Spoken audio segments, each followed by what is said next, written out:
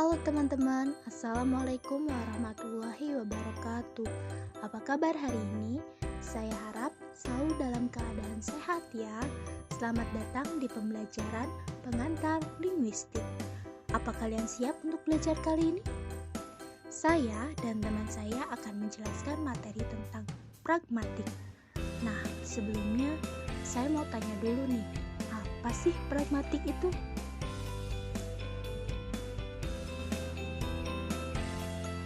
Dikutip dari buku yang berjudul Dasar-Dasar Pragmatik, Dr. I. Dewa Putuwijana, SUMA, dan George Yuke dari Oxford Introduction to Language Study tahun 1996 menjelaskan tentang pragmatik adalah cabang ilmu linguistik yang mempelajari struktur bahasa secara eksternal, yakni bagaimana kesatuan kebahasaan itu digunakan di dalam komunikasi. Mengenai definisi pragmatik ini, ada sebuah kutipan menurut Parker tahun 1986. Pragmatic is distinct from grammar, which is study of internal structure of language. Pragmatic is the study of how language is used to communicator. Yang artinya, pragmatik berbeda dari tata bahasa yang mempelajari struktur internal bahasa. Pragmatik adalah studi tentang bagaimana bahasa digunakan untuk komunikator. Charles Morris, seorang filsuf pada tahun 1938, adalah orang pertama yang memperkenalkan istilah pragmatik. Menurutnya, pragmatik adalah bentuk umum mengenai ilmu tanda atau semiotik. Menurut Levinson, semiotik memiliki tiga cabang kajian, yaitu sintaksis, semantik, dan pragmatik. Sampai saat ini, pengertian pragmatik telah mengalami perkembangan yang sangat luas. Ada beberapa pengertian pragmatik. Ada 4 ruang lingkup yang tercakup dalam pragmatik menurut Yule tahun 1996 halaman ketiga, yakni pertama, pragmatic is the study of speaker meaning. Yang kedua, pragmatic is the study of contextual meaning. Yang ketiga, pragmatic is the study of how more get communicated than is said. Dan yang keempat, pragmatic is the study of the expression of relative distance. Penjelasan singkat keempat ruang lingkup tersebut sebagai berikut. Yang pertama, pragmatik merupakan studi tentang maksud penutur, sehingga dalam hal ini diperlukan penafsiran tentang apa yang dimaksudkan orang terhadap suatu konteks khusus dan bagaimana konteks itu berpengaruh terhadap apa yang dikatakan, serta diperlukan pertimbangan tentang bagaimana cara penutur mengatur apa yang ingin mereka katakan yang disesuaikan dengan orang lain yang diajak bicara, di mana, kapan, dan dalam keadaan bagaimana. Yang kedua, pragmatik adalah studi tentang makna kontekstual. Yang ketiga, pragmatik adalah studi tentang bagaimana lebih banyak dikomunikasikan daripada yang dikatakan. Dan yang keempat, pragmatik adalah studi tentang ekspresi jarak relatif. Menurut Nababan, bahwa yang dimaksud dengan pragmatik adalah penggunaan bahasa untuk mengkomunikasikan sesuatu sehubungan dengan konteks dan pemakainya. Leach berpendapat bahwa ilmu pragmatik ialah suatu kajian bahasa yang berusaha menemukan makna-makna ujaran yang disesuaikan dengan situasi.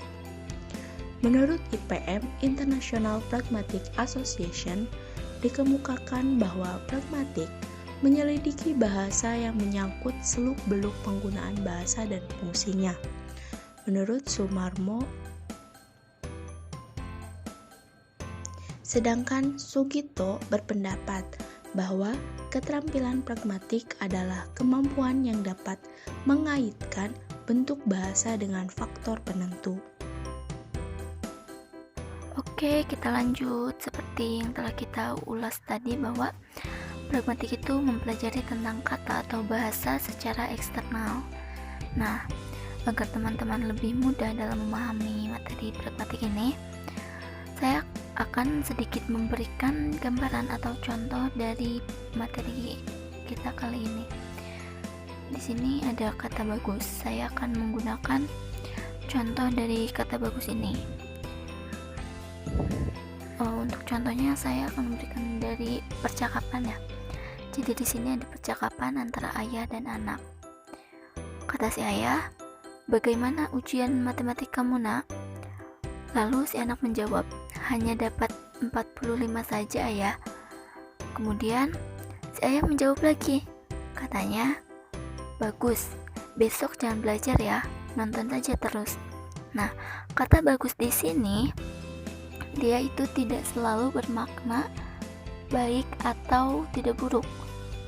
Karena di dalam kata bagus di sini dia menunjukkan sebuah sindiran dan amanat, di mana si ayah ini memaknai kata bagus ini dia dengan hasil 45 tadi itu hasil yang sangat buruk. Oke, untuk contoh yang kedua itu saya mempunyai salah satu kalimat, yaitu, "Bu, nasi kuningnya 2 ya." Nah, kalimat tadi itu merupakan kalimat yang lazim yang sering digunakan dalam ragam bahasa lisan. Secara tulisan, kalimat tadi itu mungkin mempunyai makna yang kurang jelas ya.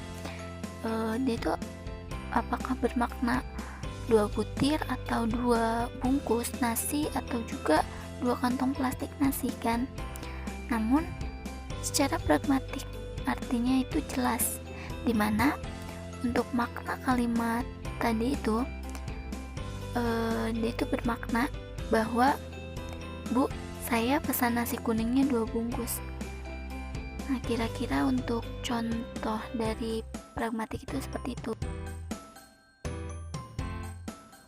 Objek kajian pragmatik.